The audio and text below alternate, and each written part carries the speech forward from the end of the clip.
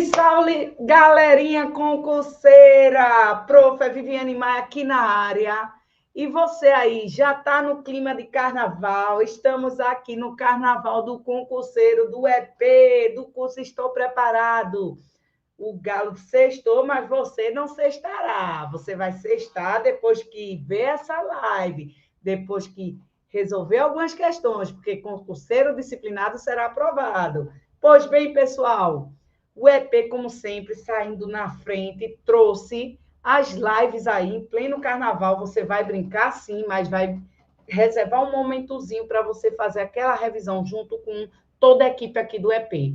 Então, não deixe de assistir essas lives, tá certo? Na plataforma do EP, no canal do professor Isaqueu Silva, que vai trazer uma série de lives focada aí em resolução de questões do que está caindo aí nas provas, assuntos comuns, para você continuar brincando um pouquinho o carnaval, dando aquela desparecida, mas sem perder o foco.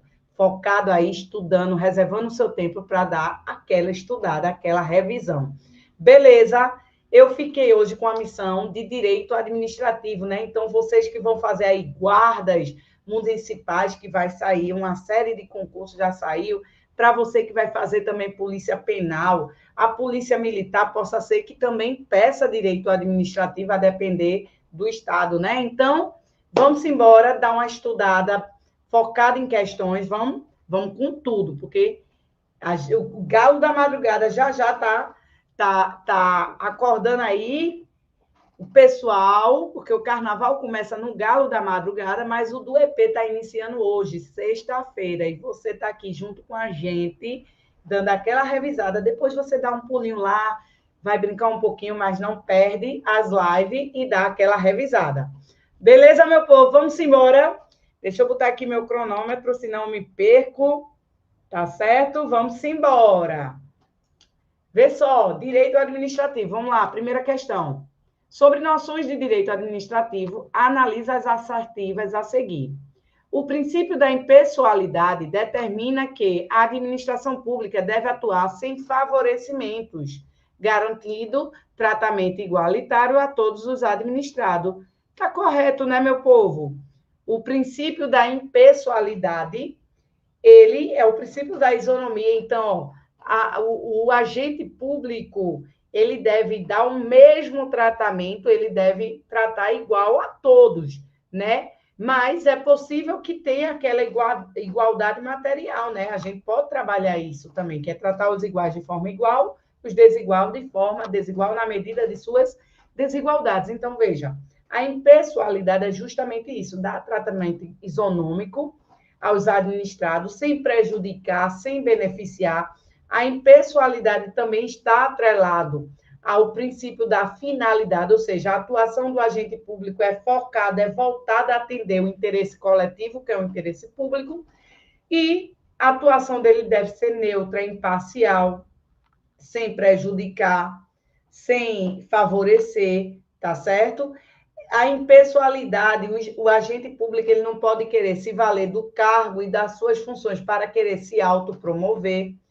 Tanto é que a publicação oficiais dos atos, obras e projetos feitos pelo poder público não deve conter símbolos, nomes ou qualquer tipo de característica que identifique como sendo uma promoção pessoal do agente público, porque quando o agente público atua, não é ele que está atuando, né? É o próprio Estado, que ele é um mero executor, ele é um mero instrumento da vontade do Estado, ou seja, ele é um mero executor da vontade do Estado, beleza?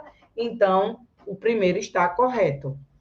2, o princípio da moralidade impõe que os agentes públicos observem padrões éticos e de boa-fé na condução dos atos administrativos.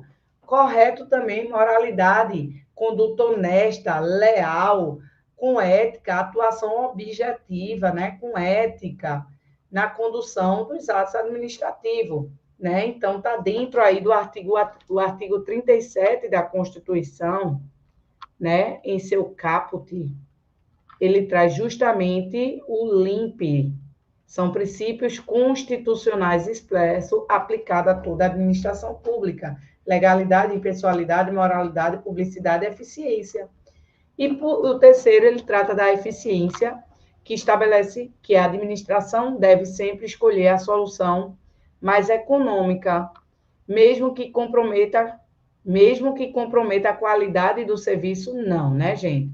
Veja, vamos falar um pouquinho sobre a eficiência. Veja, a eficiência, princípio da... Deixa eu apagar aqui.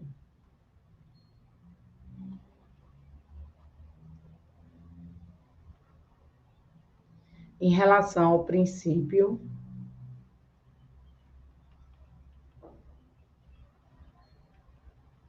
da eficiência, está atrelado à celeridade, rendimento funcional,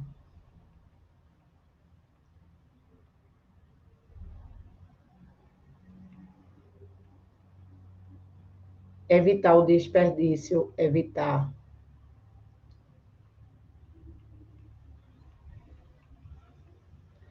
ao princípio da economicidade, ou seja, fazer mais por menos, ou seja, você vai obter um maior resultado gastando menos da máquina pública. Qualidade, não é só agilidade nem celeridade, qualidade também. E foco no resultado, né? Foco no resultado. Lembre que eficiente não é só apenas o agente público tem que ser eficiente, o agente público, não só o agente público, mas também a própria estrutura administrativa. Eu não posso ter um hospital, um agente público, um médico qualificado, né, eficiente, especialista naquela área do saber, o melhor daquela área, se eu não tenho uma estrutura, não tenho um hospital público equipado com uma estrutura que possa fazer com que esse renomado agente público, que esse renomado médico, ele possa salvar a vida de uma pessoa, se a própria estrutura não oferta isso para que ele possa fazer um bom atendimento e ser eficiente na sua atribuição. E vice-versa, não adianta eu ter um hospital topado com tudo do bom e do melhor, com todos os equipamentos necessários para fazer o atendimento médico, se o agente público médico, ele está tirando os 5 minutinhos dele e não sai para atender o paciente que está morrendo na rua, né? Então, a eficiência do ponto de vista do agente, tem que ser eficiente, bem como a estrutura administrativa, né? E a eficiência é justamente a celeridade, rendimento funcional, evitar o desperdício, fazer mais com menos, né? Obter um maior ganho, um maior resultado, gastando menos, usando mesmo menos da máquina pública, obter uma maior qualidade, foco no resultado e não apenas no processo, na burocracia, tá? Então, aqui, comprometendo, mesmo que comprometa a qualidade, não. Então, está errado, tá certo? O 3, correto é 1 e 2, gabarito, letra A. Beleza? Letra A, 1 e 2. Beleza? Tranquilo?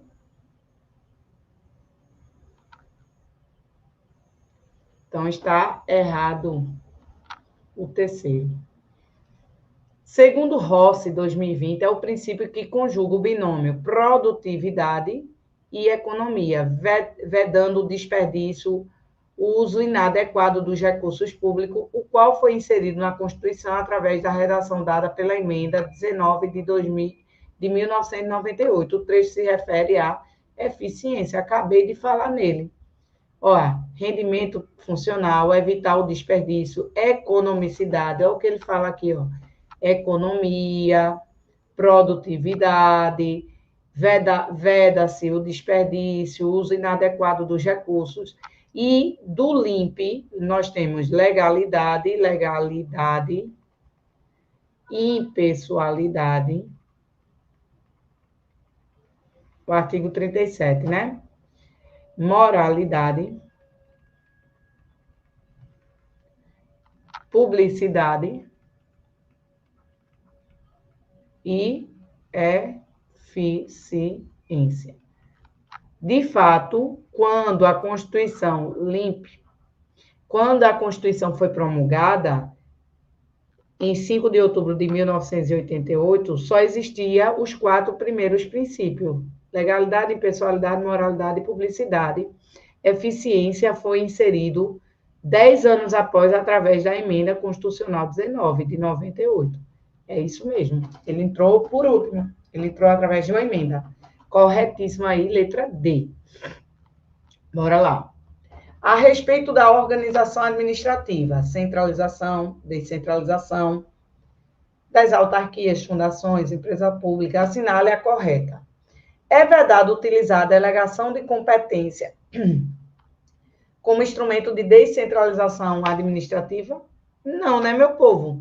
A descentralização administrativa é justamente quando ele repassa, delega ou pode criar pessoas jurídicas que compõem a indireta para executar esse serviço, ele pode transferir por meio da delegação para que um particular possa executar um determinado serviço público. Então, não é vedado. Errado. Não seria esse. Tá certo? Entende-se por autarquia a entidade criada para executar atividades atípicas? Não, né, meu povo? Atípicas, não. Por quê? Porque, as autarquias, veja, a autarquia faz parte, a gente tem a administração pública direta e temos a administração pública indireta. A direta é o próprio Estado, né? Formado pela União, Estado, DF e municípios. Já a indireta é formado por quem? Autarquias, fundações públicas, empresas públicas e sociedade de economia mista. Veja, as autarquias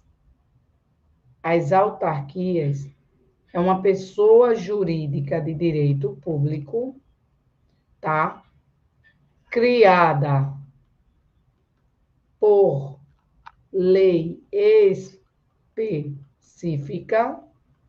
e que executa para o exercício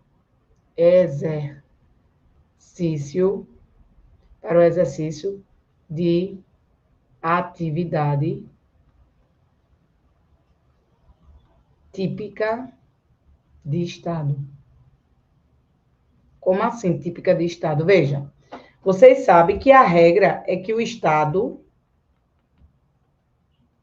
ele vai preste serviço público, né? Então, é a regra. Então, isso é a atividade típica de Estado. A atividade atípica de Estado é quando o Estado explora atividade econômica. Aqui seria a atividade atípica do Estado. E as autarquias jamais poderão explorar uma determinada atividade econômica. Se o Estado quiser explorar uma determinada atividade econômica, só pode fazer por meio da empresa pública ou sociedade de economia mista. Porque as empresas públicas e sociedade de economia mista, só ela é que pode explorar uma atividade econômica. Elas podem também prestar serviço público, mas se o Estado quer explorar uma determinada atividade econômica, só vai poder fazer ou por meio da sociedade de economia mista ou por meio da empresa pública. Fechou, meu povo? Então, as autarquias não foram criadas para executar atividades atípicas, não. A autarquia não pode explorar atividade econômica. Se o Estado quiser explorar uma atividade econômica, só pode fazer por meio da empresa pública e sociedade de economia mista. Entidade dotada de personalidade jurídica de direito privado, com patrimônio próprio e capital exclusivo do ente federativo. As empresas públicas têm de ser criadas por lei e destina-se a exploração de atividade econômica. Certo, até aqui está certo.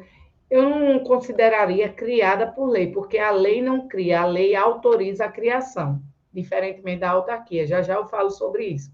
Vamos ler as demais.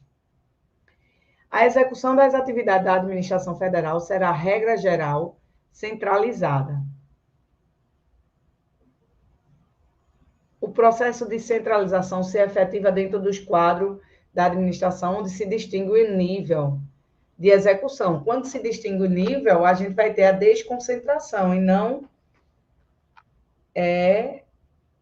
pode ocorrer a descentralização, que se resume na transferência da execução da administração pública para a entidade privada. Não se resume apenas a transferir para entidades privadas. É possível que a administração pública federal direta transfira para a própria indireta. Então, está errada a letra D. Então, o gabarito aqui seria a letra C. Mas essa questão de criada não estaria muito certo, mas é a menos errada, né? Porque, veja, as empresas públicas têm que ser criadas por lei. Lei autoriza a criação.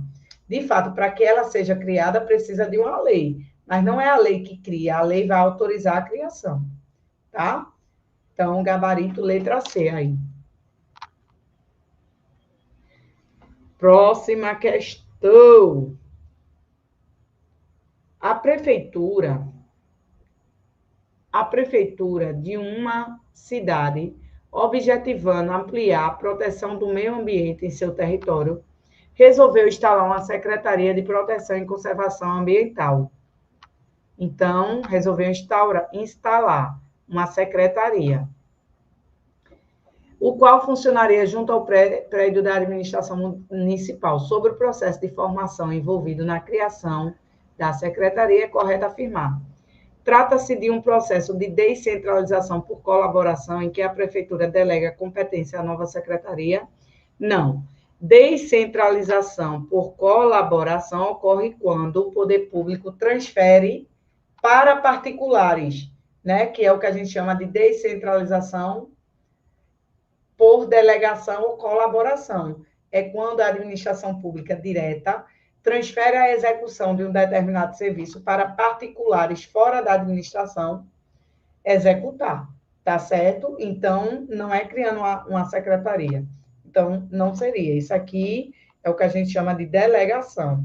E a delegação é quando transfere a execução de um serviço, é a delegação. É quando se transfere a execução de um serviço para que particulares possam executar o serviço público de forma descentralizada. Então, não seria. Então, deixa eu botar aqui, ó. Veja, nós temos, deixa eu sanar qualquer dúvida, a administração pública direta e a indireta. A direta, a gente chama de administração, é formada pela União, Estado, DF e município. A indireta, a gente fala das autarquias, das fundações públicas, das empresas públicas e da sociedade de economia mista. Certo? Beleza. Deixa eu botar preto. Falou na direta, a gente fala na administração centralizada. Falou na indireta, falou na descentralizada. Aí eu vou falar aqui, ó. Descentralização por outorga técnica ou por serviço. E depois eu falo da descentralização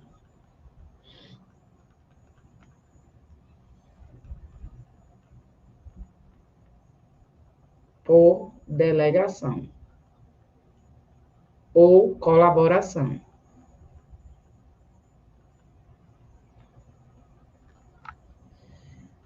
Veja,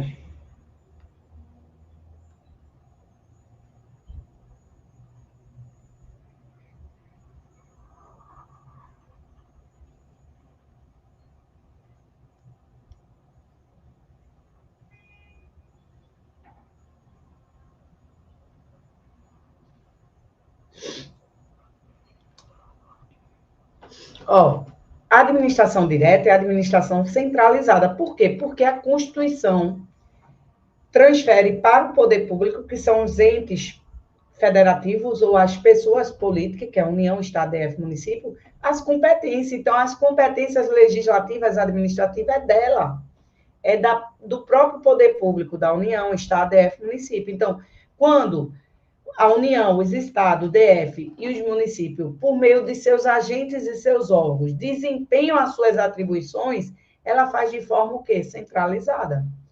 Mas quando ela quer transferir para que outro execute a sua atribuição, aí ela faz a descentralização. A descentralização pode ser criando as entidades da indireta, que a gente chama de descentralização por outorga, técnica ou serviço, e aqui essa descentralização se dá mediante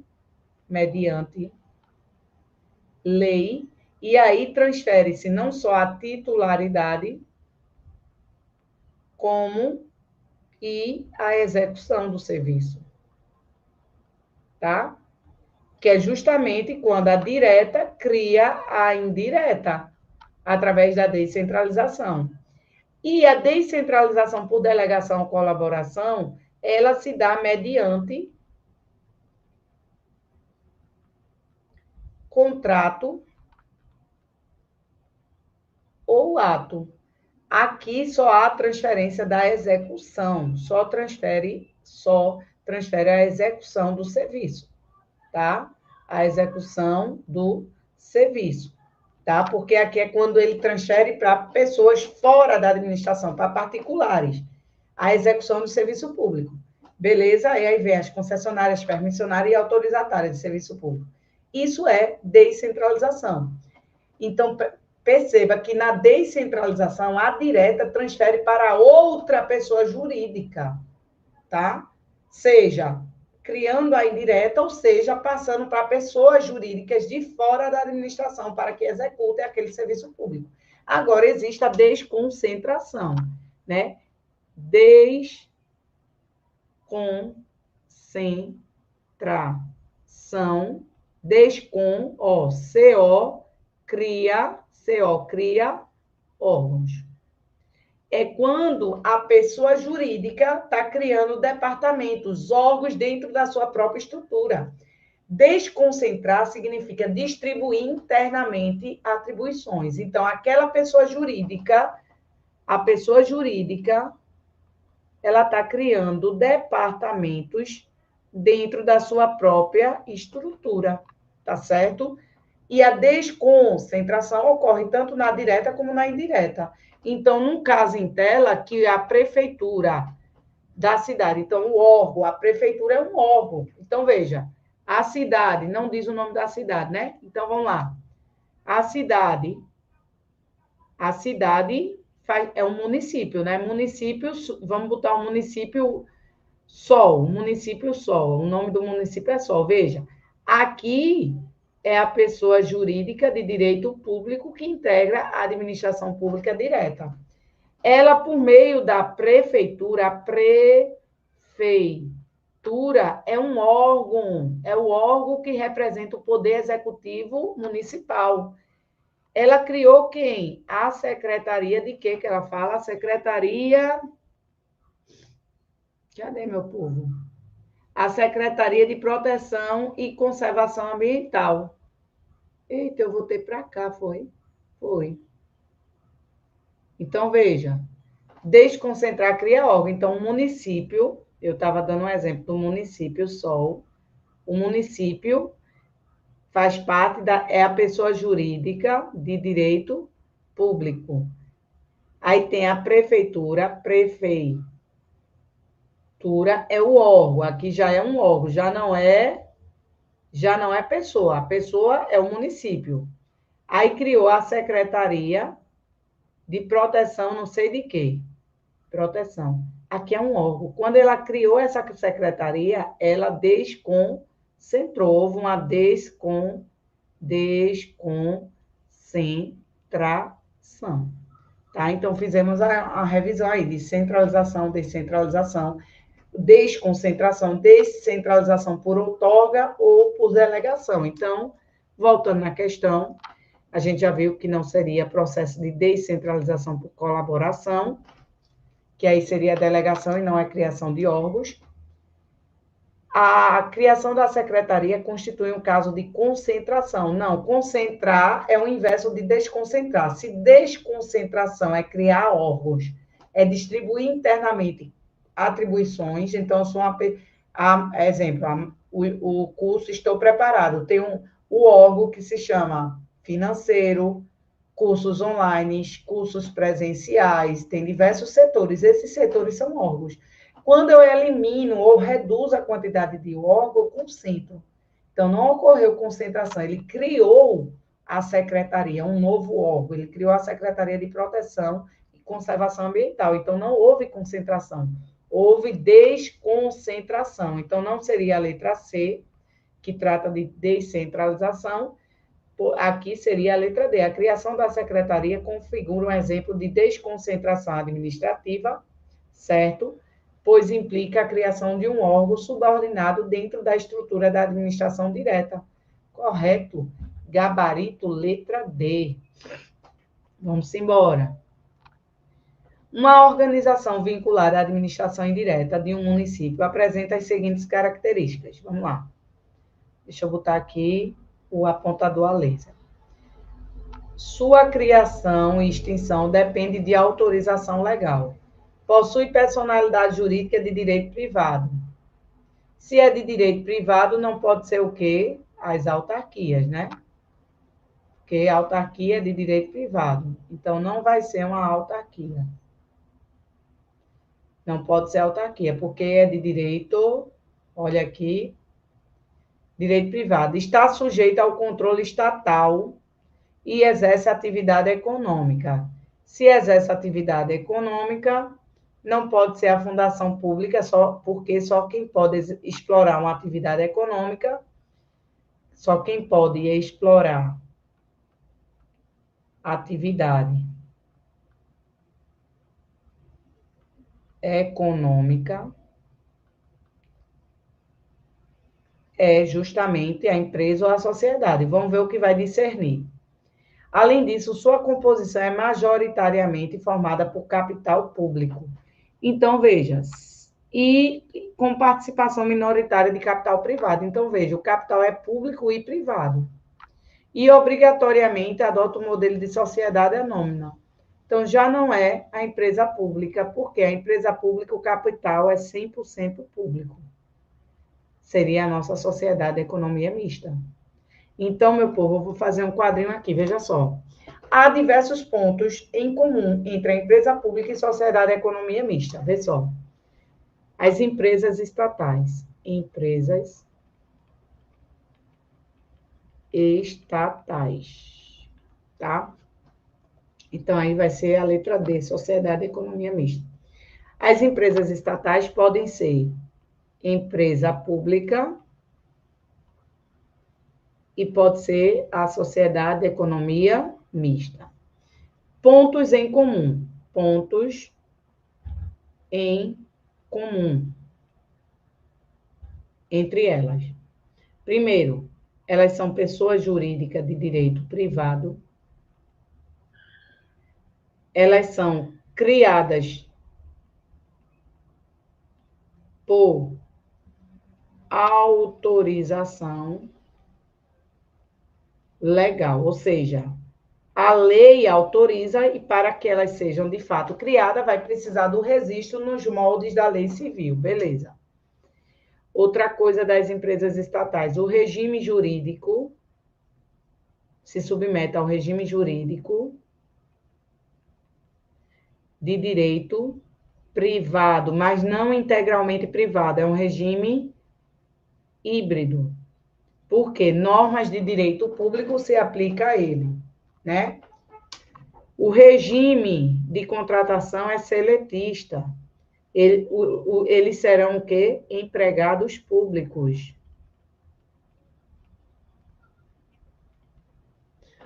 Por ser pessoa jurídica de direito privado, seus bens são privados. Enfim, tem uma série de pontos em comum, mas para alguns deles, os principais, né? E quais são os pontos de diferença. Os pontos de diferença, os pontos que diferem a empresa pública são 3, ó. Os principais: capital, a formação do capital, a questão da organização societária, a forma de organização, deixa eu apagar isso aqui.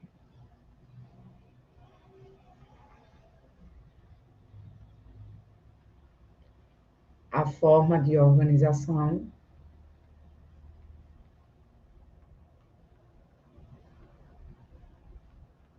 e a competência de julgamento. Competência. Então, veja. Aí eu vou botar aqui empresa pública e sociedade. Vamos lá. Vou botar aqui a empresa pública e aqui a sociedade, economia mista. Vou pegar o preto.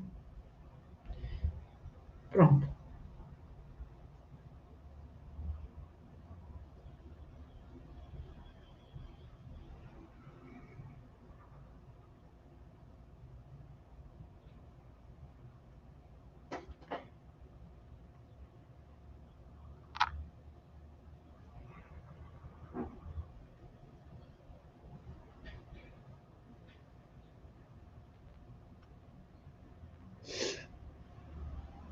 Então, vamos lá.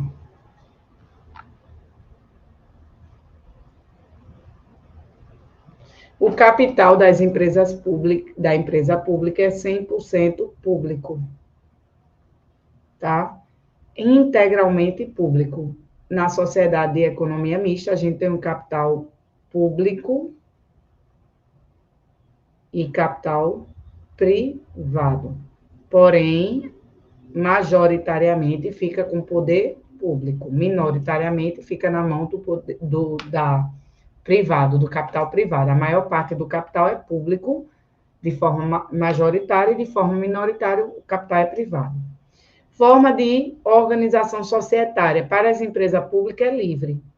A empresa pública pode adotar qualquer uma que o direito admita. Já a sociedade de economia mista só pode adotar SA, que é sociedade anônima, só pode adotar essa. E quanto à competência de julgamento, aqui a empresa pública é a Justiça Federal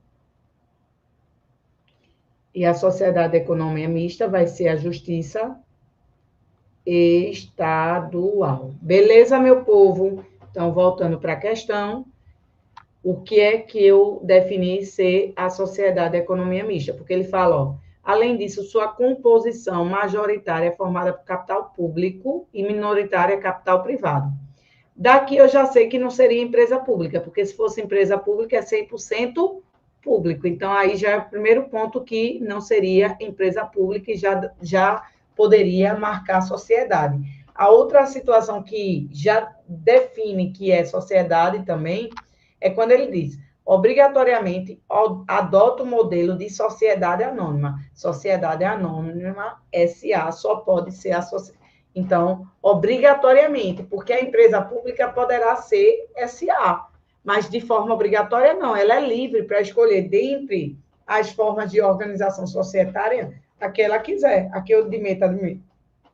Então, ela tem liberdade. Já a sociedade de economia mista, não, ela tem que adotar a SA, Sociedade Anônima. Então, gabarita aí, letra D. Beleza, meu povo? Vamos embora para mais. E aí, o galo está saindo, o galo já saiu, vamos embora. Olha o galo da madrugada, meu povo. Ei, pessoal, ei, moçada. Carnaval começa depois que você vê a revisão do EP. Olha o concurso aí, meu povo. Dá aquela espiada no galo. Vai brincar um pouquinho, mas não esquece de revisar. E vem com a gente aqui com as lives gratuitas do EP. Bora lá. João, servidor público municipal, autorizou a aquisição de um equipamento de informática para determinado setor da administração municipal, cuja necessidade estava demonstrada no processo de compra. No entanto, apesar de a necessidade estar devidamente justificada, João não possuía competência para... Então, ó, João é servidor, mas ele não tinha competência, ele não possuía competência para autorizar a aquisição desses equipamentos. Essa atribuição estava restrita ao chefe do executivo local, então não era uma competência dele. Considerando o caso hipotético, assinala a alternativa correta. João cometeu abuso de poder na modalidade excesso, pois ultrapassou os limites de sua competência, o que compromete a legalidade do ato administrativo. Gabarito de cara, letra A de aprovado. Você amanhã, se continuar estudando com dedicação, disciplina, você será aprovado. Como já diz o nosso professor, o nosso chefinho, o concurseiro disciplinado será aprovado. Já diz o nosso professor Isaqueu Silva. Beleza? Ó, meu povo, vê só. O abuso de poder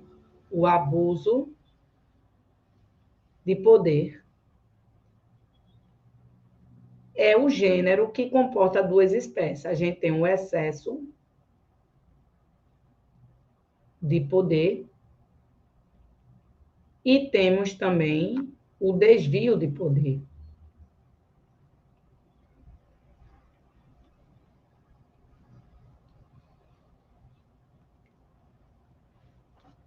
Veja, o excesso ocorre quando o agente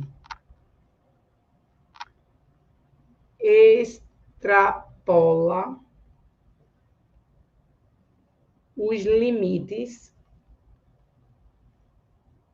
de suas atribuições. Ou seja, o excesso de poder ocorre quando o agente atua fora da lei, porque ele foi além do que a lei atribuiu a ele. A competência dos agentes públicos é determinada pela lei. Então, quando o agente público ele vai além do que a lei definiu em relação às atribuições, ele pratica abuso de poder na modalidade excesso. Excesso é quando o agente pratica um ato sem ter atribuição para a prática daquele ato. Então, as atribuições são definidas em lei. Então, quando o agente público pratica um ato e aquele ato não está dentro das atribuições do cargo dele, ele excedeu, ele agiu fora dos limites legais. Então, houve, por parte do agente, o excesso de poder, que é uma modalidade de abuso. Então, o vício aqui, no excesso de poder, há um vício aqui que é de competência. O agente público não tem competência para a prática desse ato. Diferentemente do desvio de poder. O desvio de poder, o agente público até tem a competência para a prática do ato, mas ele desvia da finalidade do ato. Ele pratica o ato com finalidade diversa da prevista em lei. O agente pratica o ato com fim diverso do previsto em lei.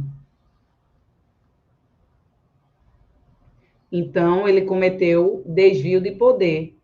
Aqui há um vício de finalidade, tá certo? No caso em tela, João, ele autorizou a aquisição de equipamentos de informática, mas ele não tinha essa atribuição, não era dele, era do chefe local.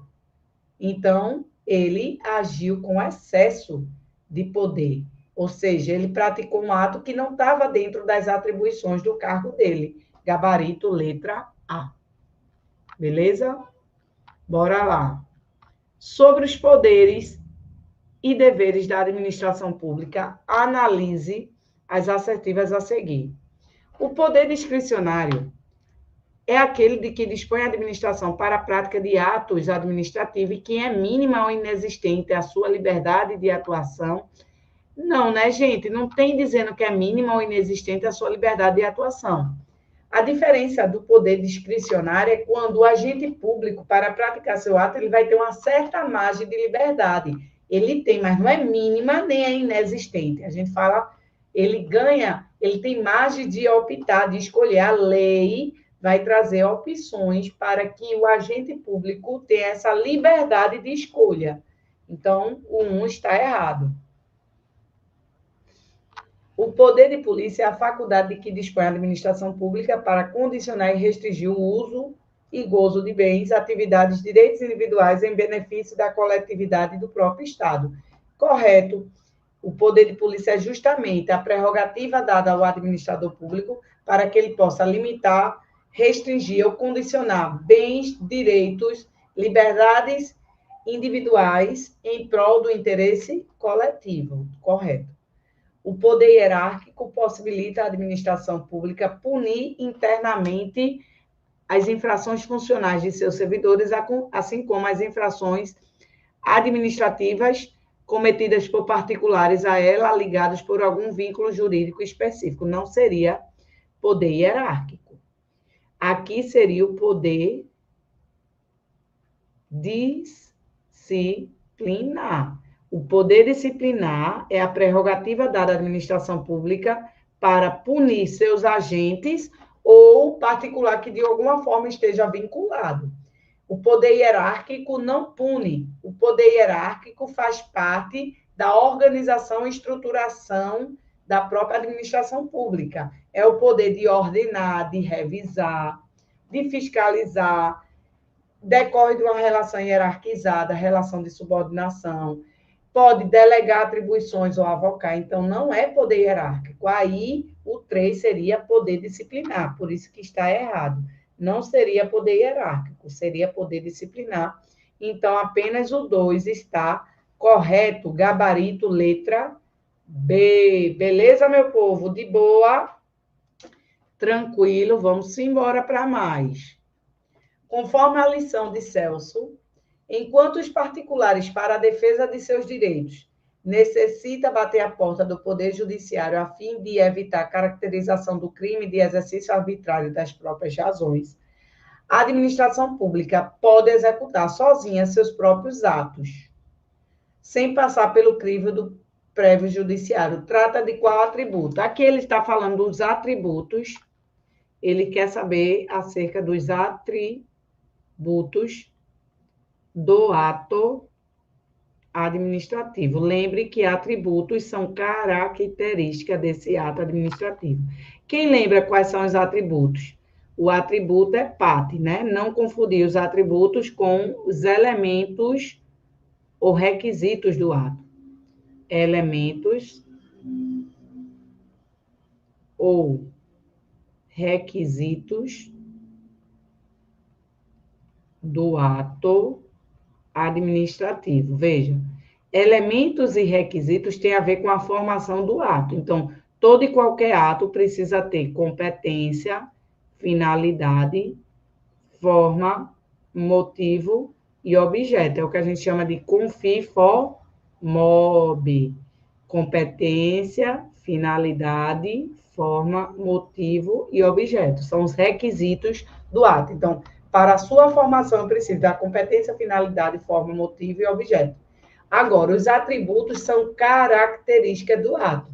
Então, eu tenho parte, presunção de legitimidade.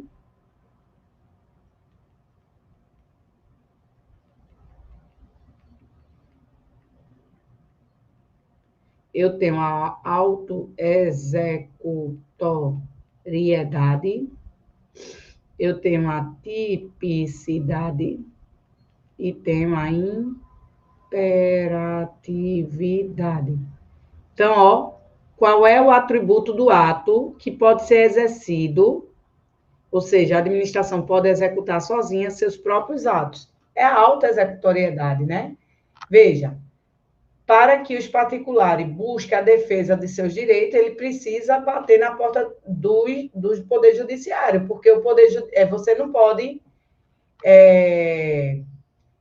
querer resolver, fazer justiça com suas próprias mãos, né? Exercício arbitrário das suas próprias razões, porque até incorre em crime, né? Então, você tem que resolver as pendências, os conflitos, né? As lides,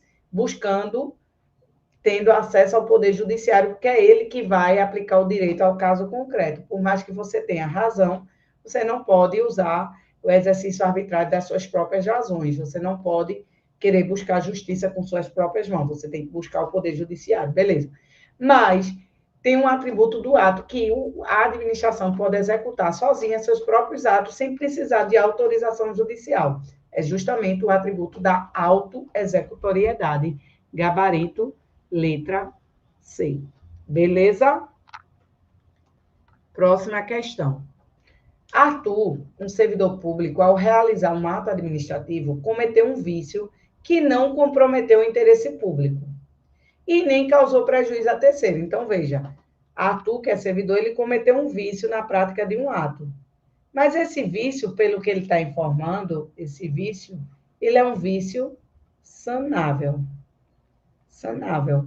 Porque nem comprometeu o interesse público e nem causou prejuízo a terceiro. Beleza? Nem causou prejuízo a terceiro. A autoridade superior, ao identificar o erro, decide adotar uma medida para corrigir. Então, a autoridade foi corrigir essa irregularidade cometida pelo Arthur, mantendo os efeitos produzidos pelo esse ato desde a sua origem, pois o vício era passível. Quando ele diz que o vício era passível de correção, é porque o vício ele é sanável. Esse ato adotado pela autoridade superior é denominado de quê? Convalidação. Se puder convalidar, convalida. Convalidar é consertar. Veja, só convalida foco.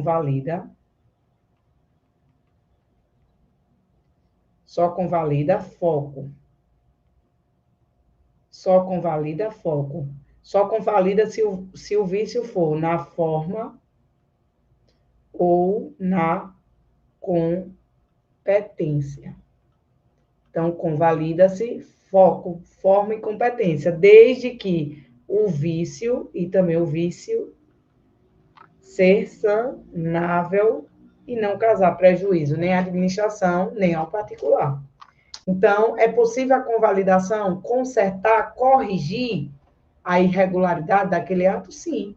Se não comprometeu o interesse público e nem causou prejuízo, é possível que ele seja sanável, desde que o vício seja na forma ou competência. Fechou? Então, é convalidação, gabarito, letra B. Beleza? Vamos lá. Um determinado ato da administração pública necessita da conjugação de vontade de dois.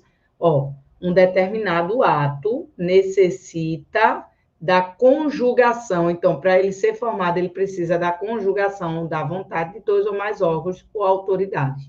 Dessa forma, o ato não será considerado perfeito. O ato perfeito é o ato acabado, com a manifestação de apenas um único órgão ou agente. Mas, apesar da conjugação de vontade, trata-se de um único ato.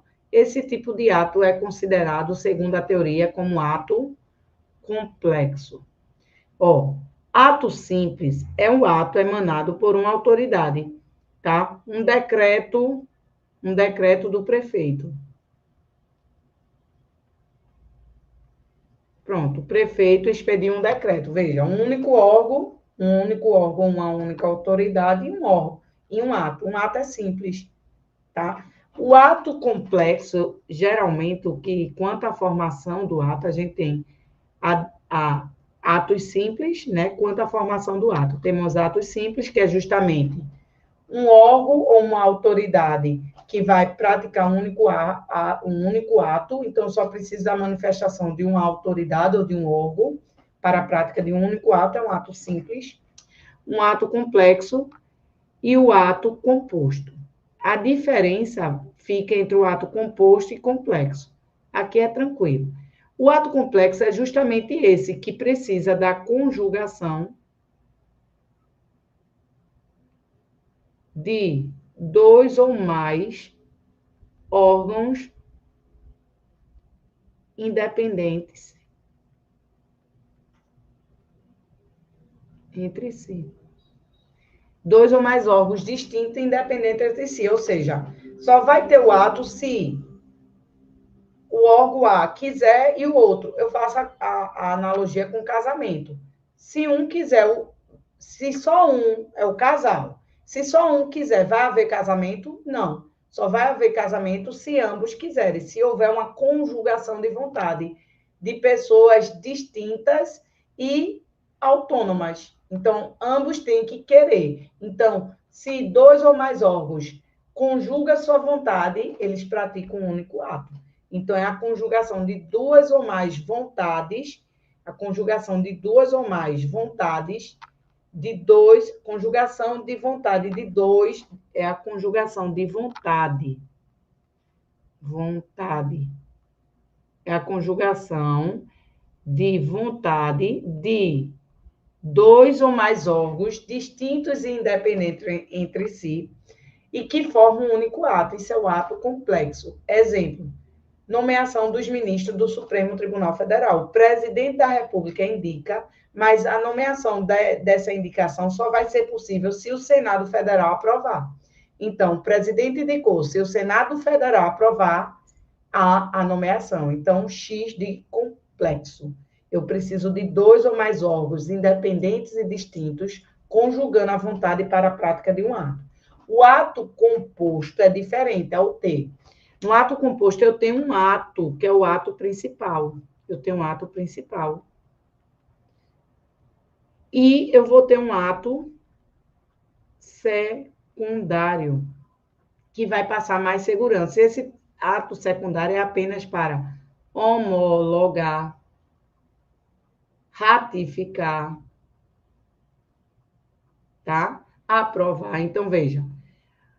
E há uma relação hierárquica. Então, João, ele expediu a multa para uma pessoa jurídica de direito privado, tá? João é o servidor. Ele expediu uma multa, que é o ato principal. Aqui é o ato principal. Mas para a produção de efeitos, essa multa ela precisa ser homologada pelo chefe de João, autoridade hierárquica. Então, o chefe de João, ele vai precisar homologar essa multa. Quando ele homologa aí, consegue produzir efeitos. Então, ato composto, eu tenho um único ato, que é o ato principal. O ato secundário, o ato acessório, é apenas para dar uma maior segurança. Então, falou em um ato principal e um ato acessório que vai homologar, ratificar, confirmar, a gente está diante do ato composto. Mas nessa situação aí, letra C seria um ato complexo. Fechou? Bora lá. Um município concede uma licença para que um cidadão abra e opere um estabelecimento comercial. Após a verificação de todas as exigências legais, foram cumpridas como normas de segurança e higiene. Então, um particular pede ao município uma licença para funcionamento. Isso seria um tipo de que ato? Esse tipo de ato ocorre quando a vontade do poder público, a vontade do poder público coincide com o interesse do particular, permitindo o exercício de uma atividade ou obtenção de direito mediante a anuência do Estado. Os atos administrativos como esse são classificados de acordo com a teoria como atos negociais. Licença, autorização, alvará, são atos negociais. Atos normativos, a gente tem regulamentos, regimentos, decretos. Ato ordinatório é para andamento da máquina pública, um aviso, né? Uma circular, tá certo? E atos enunciativos não declara nada. O ato enunciativo apenas declara uma situação já existente. A gente tem a certidão, o atestado, o parecer, a apostila, tá certo? No caso, a licença se trata de um ato negocial. Beleza? Vamos embora, gabarito, aí ficou a letra C, não é isso? Bora. Marta, servidora ocupante de cargo de provimento afetivo no estado Alfa, estava conduzindo o veículo da repartição quando, agindo com imperícia, veja que aqui ela agiu com imperícia, culpa, né? É uma das espécies de culpa. Negligência, imprudência e imperícia. Ingressou em local proibido e atropelou Ana. Considerando os balizamentos oferecidos pela narrativa, é correto afirmar que Ana, que sofreu os prejuízos, é o particular que sofreu dano, almeja ingressar com ação cabível para reparar os danos que ela sofreu. Ela que sofreu os danos. Então, a gente está diante da responsabilidade civil do Estado, né? Então, ó, o dispositivo lá da Constituição é 37, artigo 37, parágrafo 6º da Constituição Federal. Ele diz o seguinte: pessoa jurídica de direito público e pessoa jurídica de direito privado que preste serviço público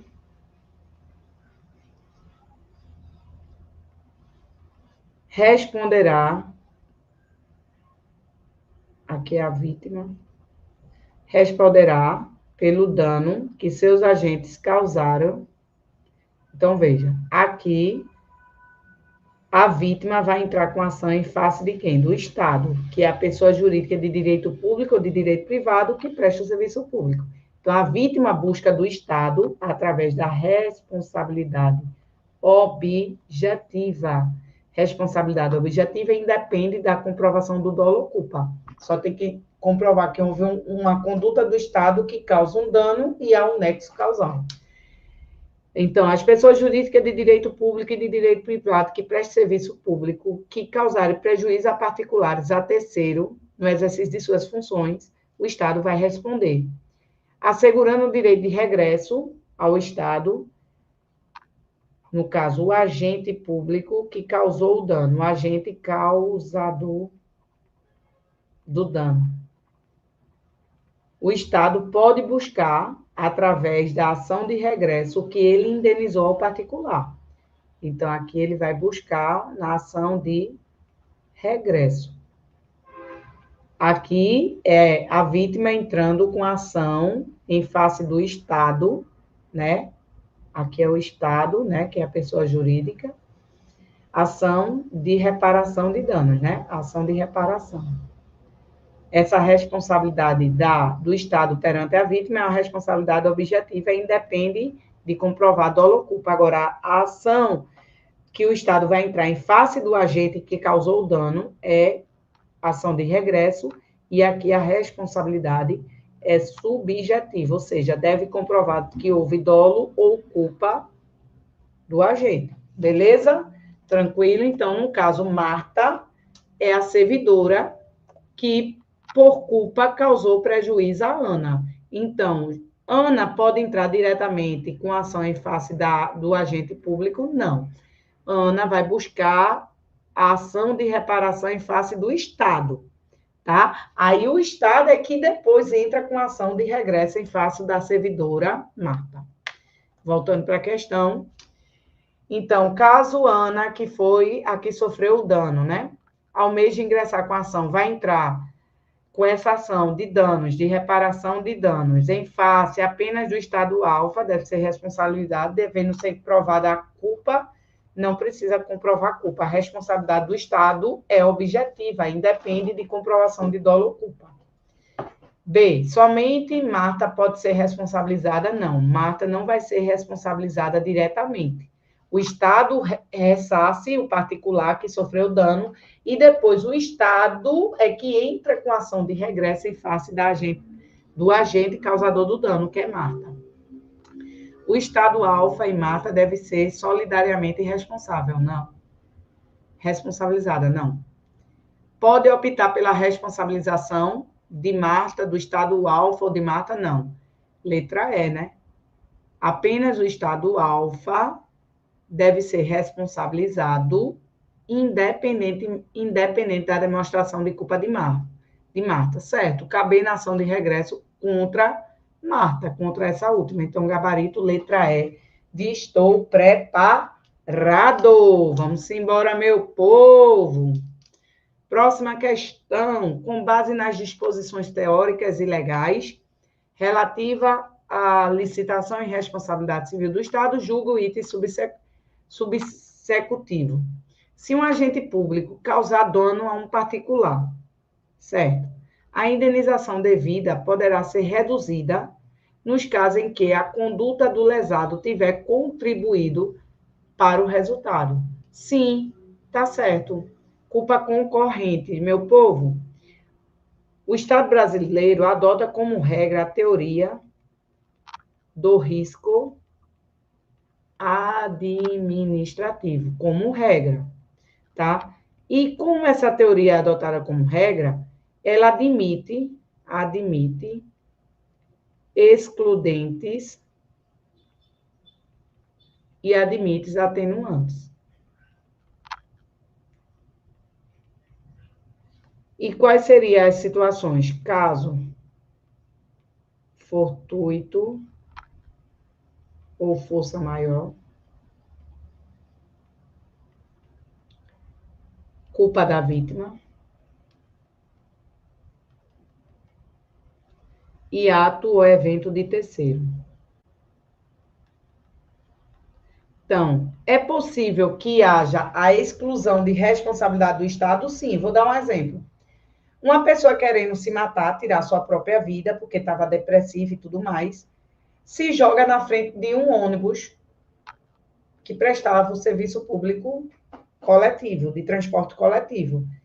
Então, veja, nessa situação, a concessionária de serviço público estava respeitando as regras de trânsito, andando com a velocidade permitida para aquela via, respeitando tudo certinho. A pessoa que quis tirar sua própria vida. Então, veja, perceba, nessa situação houve culpa exclusiva da vítima. Se a culpa é exclusiva da vítima, exclui a responsabilidade do Estado, tá? Seria uma causa de exclusão, o Estado não responderia. Mas vamos supor outra situação. O carro oficial do Estado, tá? No exercício de suas atribuições, ele passa no sinal vermelho. E vem um particular na contramão. Ambos colidem. Houve culpa concorrente. Veja, tanto o Estado, ele errou ao passar no sinal vermelho, né? Vamos supor que ele passou, houve uma conduta ilícita por parte do Estado, né? Como também o particular que vinha na contramão. Então, ambos concorreram para o evento danoso. Vai haver exclusão? Não. Se ambos concorreram, vai haver atenuação de responsabilidade. O Estado vai responder, mas de forma reduzida, atenuada. Então, se um agente público causa dano a um particular, a indenização devida poderá ser reduzida, sim, nos casos em que o lesado tiver contribuído com o resultado. É a questão de culpa concorrente, tá? Baseado na teoria do risco administrativo, que é a regra adotada pelo nosso ordenamento. Beleza? Partiu. Próxima questão. Julga os itens subsequentes relativos à organização administrativa. Ocorre centralização quando o Estado executa suas tarefas diretamente por meio de órgãos que compõem a sua estrutura. Sim. Gente, a centralização é na administração direta. A administração direta, ela é centralizada. E a administração indireta, ela é descentralizada, tá? Então, a indireta. Quem faz parte da indireta? As autarquias, as fundações públicas, as empresas públicas e as sociedades de economia mista. E quem faz parte da direta? União, Estados, Distrito Federal e município. Então, quando a centralização, ocorre a centralização quando o Estado é o próprio poder público. Então, o Estado são as pessoas políticas, é o próprio poder público, é a administração direta. Então, ele executa suas tarefas diretamente, certo? Por meio de órgãos que compõem sua estrutura, correto? Letra A, a letra A, ó. A afirmação 1 está correta. 2. A desconcentração ocorre quando o Estado cria outro ente com personalidade jurídica própria e delega a execução de determinadas atividades à pessoa jurídica criada. Não seria desconcentrar, porque desconcentrar é criação de órgãos públicos. Órgãos públicos não é criar outra pessoa jurídica. O órgão faz parte da pessoa jurídica, é apenas uma distribuição interna de competência. Então, eu tenho uma única pessoa jurídica criando o departamento dentro da sua própria estrutura, seria desconcentrar. A situação em que cria um outro ente, que seria com personalidade jurídica distinta da que criou, a gente está falando de descentralização, que ocorre quando a União cria a sua administração pública indireta, que são outras pessoas jurídicas. Então, não seria desconcentrar. Aqui seria descentralização. A descentralização, quando o Estado reorganiza sua estrutura administrativa de forma a transferir parcela da competência de um órgão para outro, sem envolver outros entes. Então, aqui, se é de um órgão para outro, sem envolver outros entes, a gente está falando de desconcentração. Aqui não é descentralização, aqui seria desconcentração. Então, aqui, tanto o 2 quanto o 1 trocou, né? Eles trocaram. O 2 seria descentralização e o 3 seria desconcentração. Então, está errado. Quando a administração indireta executa atividade estatal, diz que há execução descentralizada. Correto, aqui a indireta executa de forma descentralizada. Então, gabarito aí, 1 e 4. Tá certo? Gabarito, letra B. Meu povo, foi um prazer enorme estar nessa live de carnaval, né? No carnaval do concurseiro do curso Estou Preparado. Ó, iniciamos hoje a live, mas teremos outras, então acompanhe. Sábado, domingo, vá brincar o carnaval, tira um tempinho para desaparecer um pouquinho, aproveitar, mas não perde o foco, continua estudando. Então, nos horários da live, vem estudar junto com a equipe do Estou Preparado, tá certo? Quem quiser seguir a prof, olha aí, profvivianemaia.adv, tá certo? Não esquece também de curtir a live, de compartilhar e de se inscrever no canal do Estou Preparado e seguir nas redes sociais o curso Estou Preparado. Meu povo, foi um prazer. Até a próxima, se Deus quiser. E excelente carnaval a todos. Cheiro da profa, meu povo. Tchau, tchau.